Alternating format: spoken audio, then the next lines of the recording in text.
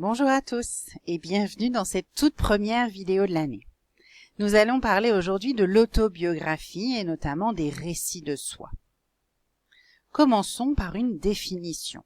L'autobiographie est composée de 3 mots, auto, bio et graphie.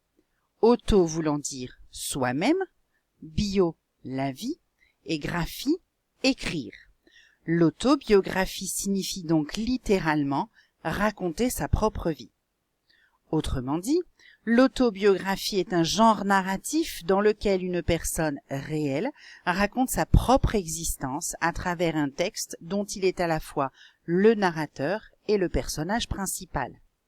Les événements relatés se sont réellement passés et les personnes évoquées ont existé.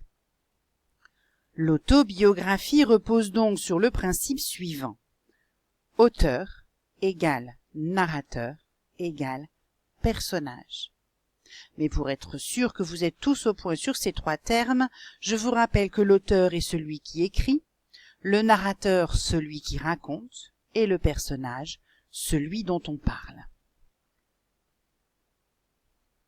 Comment raconter sa vie ? La première des choses est la question du pacte autobiographique. Il s'agit d'un contrat entre l'auteur, qui s'engage à dire la vérité, et le lecteur, qui s'engage à le croire.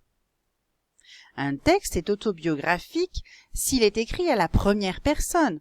En effet, l'auteur va raconter lui-même et sa propre vie. Il va donc dire « je ». Il y a également 2 temporalités, le présent et le passé. L'auteur écrit dans un moment présent, il se situe dans le présent, alors qu'il parle d'un personnage qui, lui, se situe dans le passé. J'écris maintenant, mais je raconte comment j'étais avant. Que raconter ? Quels sont les motifs littéraires ? On trouve souvent les mêmes.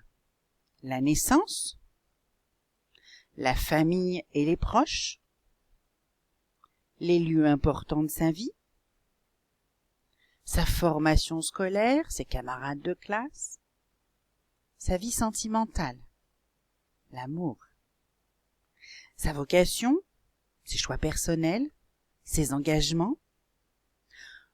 Certains auteurs peuvent également décider d'apporter un témoignage sur des événements historiques précis. Comment l'auteur choisit-il de se représenter lui-même ? On peut s'interroger sur le point de vue qu'il donne de lui-même. Est-il positif ou négatif ? Et pourquoi ? Est-ce un trait d'orgueil s'il se valorise énormément ? Est-ce de la modestie s'il se dévalorise ? Comment veut-il se représenter face aux yeux de son lecteur ? Ensuite, on peut s'interroger sur les choix, c'est-à-dire ce que l'auteur a choisi de dire ou de ne pas dire.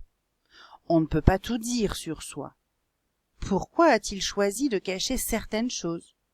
Lesquelles ? Dans quel but ? La dernière piste à explorer est celle de la question de la sincérité. Et je vous renvoie au pacte autobiographique dont on a parlé plus tôt. En sachant que cette notion de sincérité se distingue de la vérité. On peut très bien se souvenir de quelque chose de faux qui ne correspond pas à ce qui s'est passé, mais s'en souvenir de façon sincère. La mémoire est parfois trompeuse. Et voilà, nous arrivons au terme de cette vidéo. Je vous rappelle que vous pouvez la regarder autant de fois que nécessaire, faire des pauses, des retours en arrière. En tout cas, n'oubliez pas de compléter la fiche que je vous ai distribuée en classe. Je vous dis bon courage et surtout à très bientôt. Au revoir.